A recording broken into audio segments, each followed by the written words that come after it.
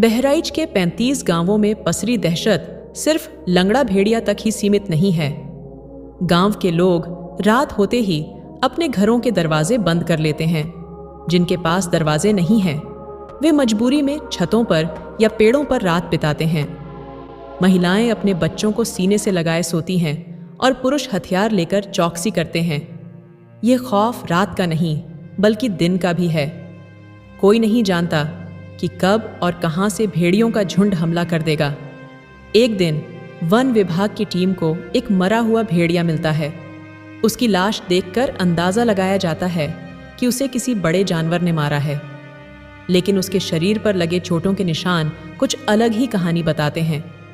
जांच करने पर पता चलता है कि यह भेड़िया उसी झुंड का हिस्सा था जो आदमखोर बन चुका है।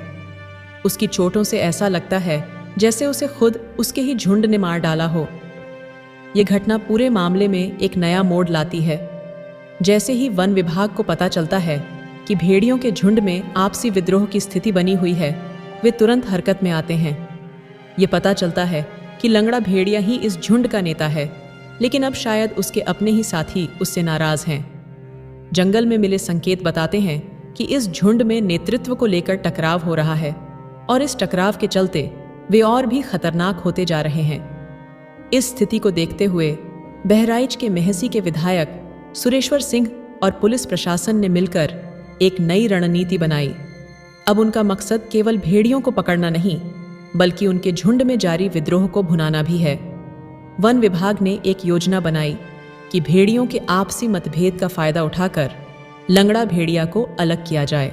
एक रात अंधेरे में जब पूरा गांव सो रहा होता है, वन विभाग की टीमें जाल और ड्रोन के साथ जंगल की ओर बढ़ती हैं। उनकी योजना है कि झुंड को बांटकर लंगड़ा भेड़िया को अलग थलग किया जाए। ड्रोन से निगरानी करते हुए वे देखते हैं कि झुंड के कुछ भेड़िए एक जगह इकट्ठा हैं और वहीं पर लंगड़ा भेड़िया भी मौजूद है। अचानक से एक जोर की आवाज होती है, शायद किसी शिकारी जानवर की। भेड़िए सतर्क हो जाते हैं और अलग अलग दिशाओं में भागने लगते हैं। ये वही मौका था जिसका वन विभाग इंतजार कर रहा था। वे तुरंत ड्रोन की मदद से झुंड को अलग अलग दिशाओं में खदेड़ते हैं, पर अचानक लंगड़ा भेड़िया पर एक और बड़ा हमला होता है।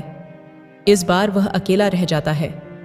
घायल होने के बावजूद वह अपनी आखिरी सांस तक लड़ता है, पर तभी अंधेरे में एक और भेड़िया उसकी गर्दन पर हमला करता है। अब पूरा जंगल एक अजीब से सन्नाटे में डूब जाता है। सुबह होते ही वन विभाग की टीम जब उस स्थान पर पहुंचती है तो वहां उन्हें लंगड़ा भेड़िया की लाश मिलती है। उसकी आंखें खुली हुई थीं, जैसे मानो उसकी मौत के साथ कोई अनसुलझी पहेली जुड़ी हो। लेकिन टीम को एक और चौंकाने वाला तथ्य मिलता है। वहां एक और भेड़िए के निशान हैं जो लंगड़ा भेड़िया से भी बड़े हैं। ये सवाल उठता है कि क्या इस पूरे आतंक के पीछे सिर्फ लंगड़ा भेड़िया था या फिर कोई और ताकत भी थी जो इस खेल को चला रही थी। इस नई जानकारी के साथ पूरा ऑपरेशन अब एक और सवाल पर टिक जाता है। क्या बहराइच के गांव अब सुरक्षित हैं या फिर यह सिर्फ एक शुरुआत थी? क्या यह वास्तव में लंगड़ा भेड़िया की कहानी का अंत था या जंगल में कहीं और खौफनाक शिकारी अभी भी आजाद घूम रहे हैं? अधिकारियों की जुबान पर तो बस एक ही सवाल है, क्या लंगड़ा भेड़िया के पीछे कोई और छिपा था जो इस खतरनाक खेल को चला रहा था? और अगर था तो वो कौन है? जंगल की गहराई में छुपा एक बूढ़ा लकड़हारा इस पूरे ऑपरेशन का चुपचाप गवाह बना हुआ है। वह जानता है कि कहानी यहीं खत्म नहीं हुई है। वह जानता है कि जंगल के कुछ राज अभी बाकी हैं। उसकी आंखों में एक अजीब सी चमक है, जैसे वह कुछ ऐसा जानता हो जो कोई और नहीं जानता।